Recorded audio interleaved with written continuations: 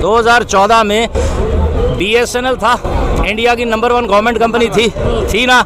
आज BSNL 2024 है, 20 मार्च है, ठीक है। BSNL 3G स्पेक्ट्रम पे काम कर रहा है, ठीक है। 3G स्पेक्ट्रम पे काम कर रहा है। BSNL को 4G का लाइसेंस नहीं दिया। चलिए यहाँ तक समझ आ गई।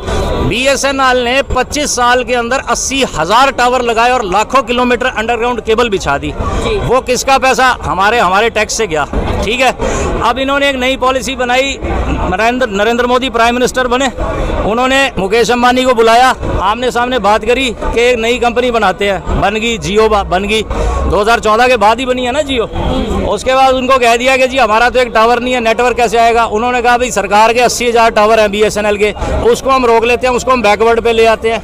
अब उसका नीलामी ऑक्शन लगा दिया और 2-3 कंपनियां थी। एक वोडाफोन है, वो 60 देशों में, क्योंकि इंग्लैंड की कंपनी है इसलिए बची हुई है, और आइडिया बिड़ला की कंपनी है इसलिए बची है। छोटे प्लेयर तो साफ ही कर दिए इन्होंने, निपटाई दिए।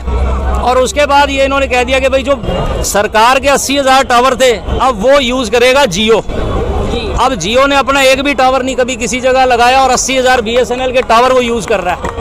और BSNL को 3G दे रखा है और जियो को 5G पे दे रखा है। और सारा जो है वो रॉयल्टी जो रेवेन्यू कमा रहा है वो मुकेश अंबानी ले रहा है। किसी ने उसके ऊपर रेट नहीं लगाई, और कोई लगाए तो कह देंगे ये पाकिस्तान का। बात को समझने की कोशिश करो, फैक्ट्स को, सच्चाई को समझो। देखिए अच्छा, ये कहा जा रहा है कि भाजपा लोकतंत्र की हत्या कर रहा है, कैसे देखते हैं आप इस बयान को? क्या विचार है आपको? मैं कहता हूँ जो अभी ये जो कपड़े डाल रखे हैं ना, ये भी नहीं मिलेंगे। ये जो कपड़े डाल रखे हैं ना, ये भी उतरवा लेंगे अगर ये पॉलिसी सही इनकी एक्सेप्ट होगी। अब इन्होंने एक नया 1 जुलाई से नया कानून बना रहे हैं, BNS, भारतीय न्याय संहिता। उसके आप अमेंडमेंट्स पढ़ लोगे ना, आपके रोंगटे खड़े हो जाएंगे।